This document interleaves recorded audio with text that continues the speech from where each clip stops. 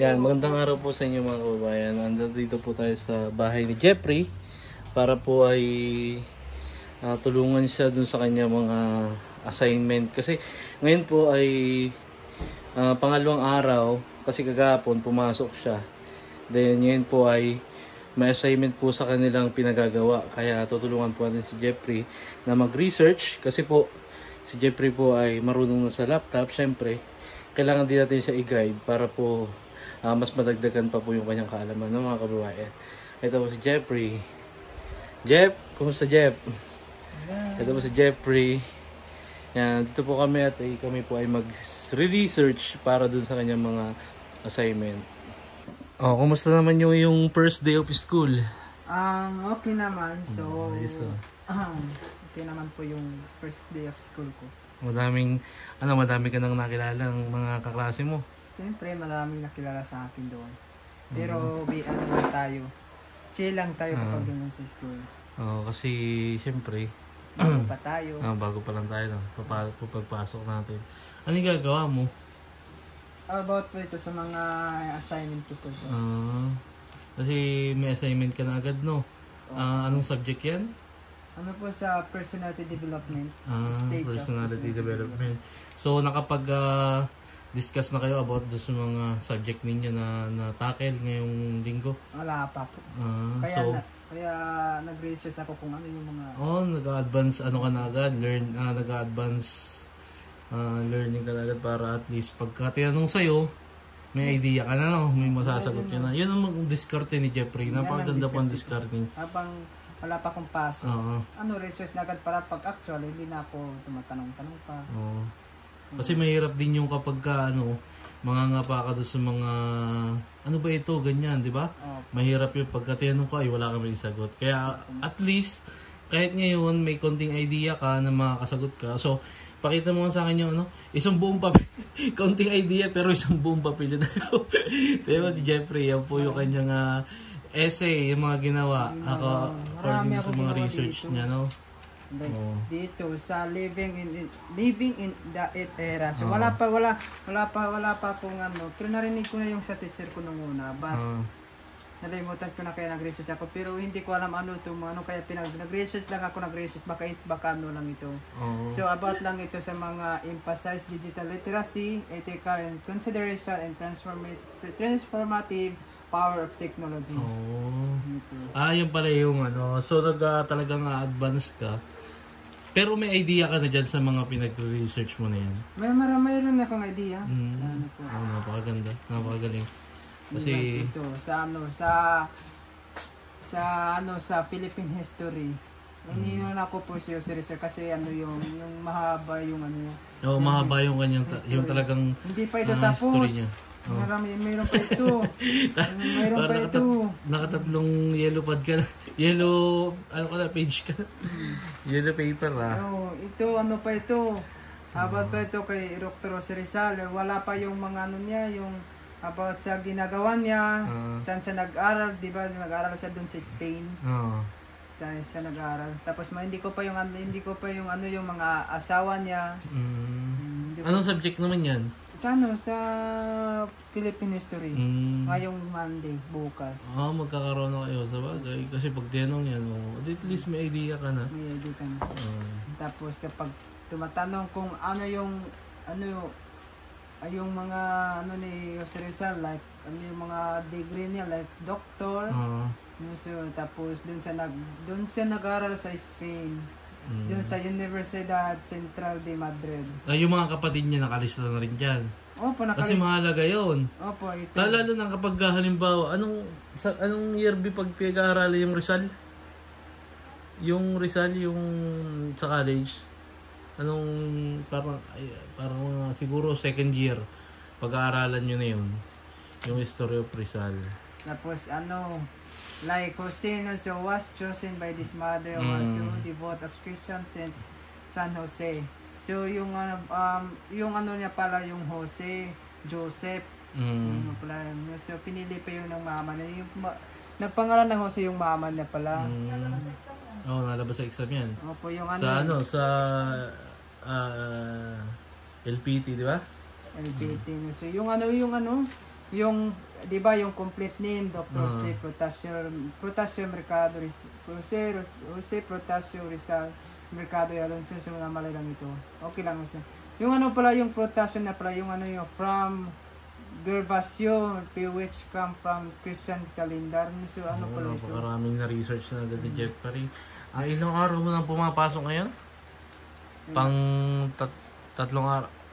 Hindi. Dalawang araw pa lang, no? Dalawang araw. Kasi nag-start po siya nung Thursday. Tapos nung Friday naman, hindi inaasahan na may bigla ang ngayon, hindi inaasahan na bigla wala yung mawawalan sila ng pasok kasi meron silang kailangan asikasuhin iba, no? Yung sa teacher nila. Hindi ko alam kung bakit nawalan sila ng ng subject. Ano po? Bakit nawalan kayo ng ngayon, nung pasok? Wala kami na-remove yung schedule. Na-remove yung schedule. Na-remove yung schedule. Pero at least ngayon, marami ka nang ginagawa. Kasi ilang subject pa lang sa ngayon yung natatake mo. Kasi nung Webes, di ba nag-start ka Webes. Nag-start ka mag-study. Dito pa lang ako sa 11 children sa Rizal. Dito pa lang ako, hindi pa ako nakapunta sa tapos ito para bukas assignment. Bukas may assignment ka na rin. Para sample.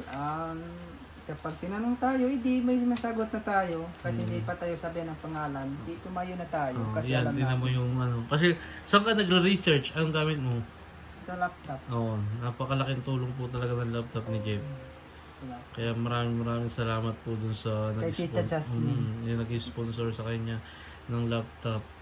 Kasi unang-una tingnan mo, lahat ng nare-research niya kapag may tanong siya, sabi ko nga sa kanya, kapag meron kang hindi pamilyar na mga salita or hindi mo masyadong kabisado, pwede mong i-research kasi nandiyan naman yung laptop, may signal naman tayo, may wifi, kaya pwede mo i-search para at least may ganito pala yun, maalis sa sarili mo yung confusion na ganito pala yun, alam ko na ibig sabihin nun. Di ba?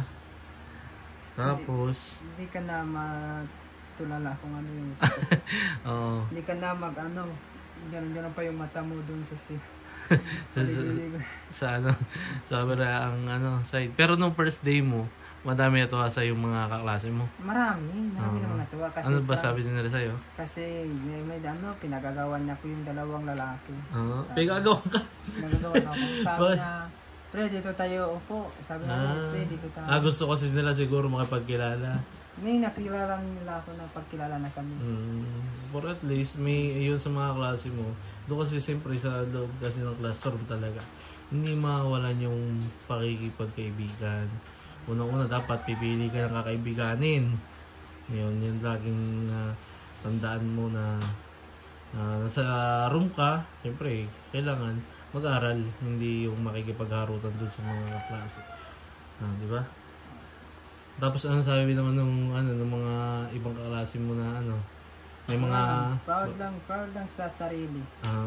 Alam ka na nilang Hindi. Hindi naman ako magsabi sa kanila. So, yun, hatid sundo ka nga ni Tito Lorgy, ni PBMG. Tapos, napakaganda ng schedule mo. ang Monday po niya kasi, ang oras po ng pagpasok ni Jeffrey sa Monday ay ang oras nga? 7. Alas 7. O 7 no? Tapos, bigyan ka ng diretso yun. 7 isang oras lang. Tapos babalik alas 9. Tapos isang oras lang. Tapos 9:30 tapos pagkatapos babalik naman pagkahapon. May hapon ka pa. Kala ko update ka. So ibig sabihin whole day ka ngayon talaga. Ngayong SEM, no? Ilang 3 lang oras naman.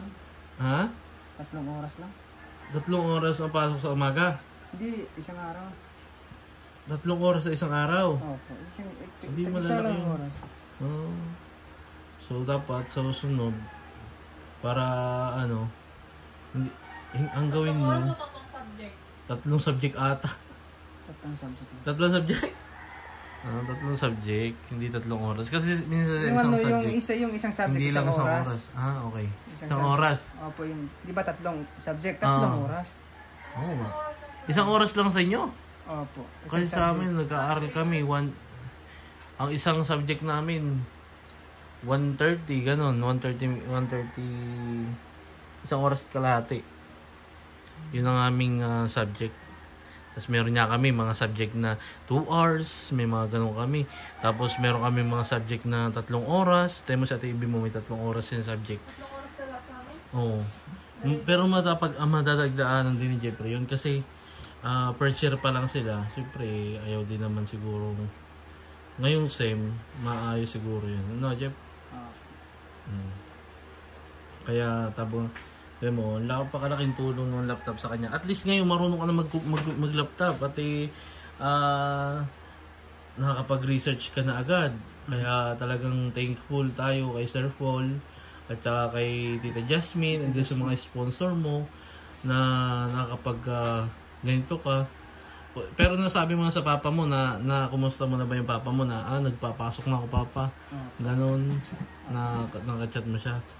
Hindi mo galing at kahit papaano hindi sila mag-aalala sa iyo na ay salamat naman si Jeffrey nakakapasok na kasi apakatagal po nang hinintay ni Jeffrey na talagang gustong-gusto na niya makapag-aral na nang makapasok. So ngayon, at least ngayon nakakapasok na siya. Naantok ka na.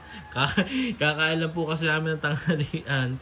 Kaya medyo inaantok si Jeff kasi kaganina pa yung gumagawa ng kanyang research. Sabi ko nga magpahinga din minsan. At kasi mahirap. Oo, pagkagising po niya, alam niyo po mga kababayan, si Jeffrey po ay nagigising ng kagabi ng malayan ko yan, alas 2. Mga 2:30 siguro, sabi niya nga sa akin, Kuya Bo, nagising ka na. Gising ka na agad daw. Sabi niya sa akin, sabi ko, anong gising ka na agad? Hindi pa ako nakakatulog. Si Jeffrey, alas 2 na 2:30 gising na. Kasi nagre-research na siya. Sabi ko, wala ka na makakapasok, hindi ka muna matulog. Ay, may gagawin pa ako kuya kasi kailangan ko advance. Para kung may gagawin man ako ng araw, at least mga gawa ko, di ba? Napakasipag po na bata. Kaya yan mga kababayan, maraming salamat po. Yan sa suporta niyo sa amin. Siyempre sa mga videos namin. At syempre, nagpapasalamat din po kami unang-una sa mga sponsor ni Jeffrey, no? Yan, sa mga tumulong kay Jeffrey para po makamit itong ganitong nasa kalagayan niya ngayon. Kasi nakapasok na po siya. At yun po, update lamang po sa first day ni Jeff. Napakaganda po ng first day of school ni Jeffrey. Napaka-active. Yan, kung mapanood niyo po doon sa mga videos na kasi hindi mga videos ni PBONJ, yan. At syempre po, papasalamat din po kami sa mga tumulong, no? Sa kay Tita Jasmine, especially, no? Kay Debbie Bata. Tita Debbie. Syempre, lalo tigit doon sa kanyang Daddy Paul. Syempre po, unang-una kay Tito PJ, talagang siya po yung nagindaan para po makapasok. At nandito po siya sa Laguna ngayon, no? Kaya maraming salamat po sa mga pagtulong po ninyong ginagawa para kay Jeffrey. Okay, Jeffoy! Sige, babay na tayo. At syempre po, huwag po ninyo kakalimutan. Sabihin mo, ikaw huwag niyo po kalimutan so click, like, and share and follow po sa page namin kay Brad TV. Lalo na po sa Pugong Biyahero Team. At saka si PBONJ. At saka si GG Venture. Si Mami PB. At saka si Nanay Nida, yung Tris Marias. At saka si Tatay Hearns, and si Kuya Peter, si Madam Yula, si Kuya Ralph, at saka yung lahat ng mga Pugong Biyahero Team. Sila. Sa pangunguna ni? At nangunuhan ni Daddy Paul. Si Daddy Paul po. Maraming salamat po sa pagtulong, lalo na po kay Tita Jasmine and si Tita Debbie Bata sa pagtulong sa atin. So, maraming thank you, maraming salamat po sa inyong lahat. Marami pa rin pong mga sponsor si Jeffrey, no? Siguro kaya thankful talaga sa napakaraming tumutulong para kay Jeffrey. Yan. Hanggang dito na lang po yung ating video. At abangan nyo po yung ating mga susunod na vlog ni Jeffrey kasama si Jeffrey. At maraming salamat po sa inyong mga suporta. So, bye! God bless us all! Bye-bye!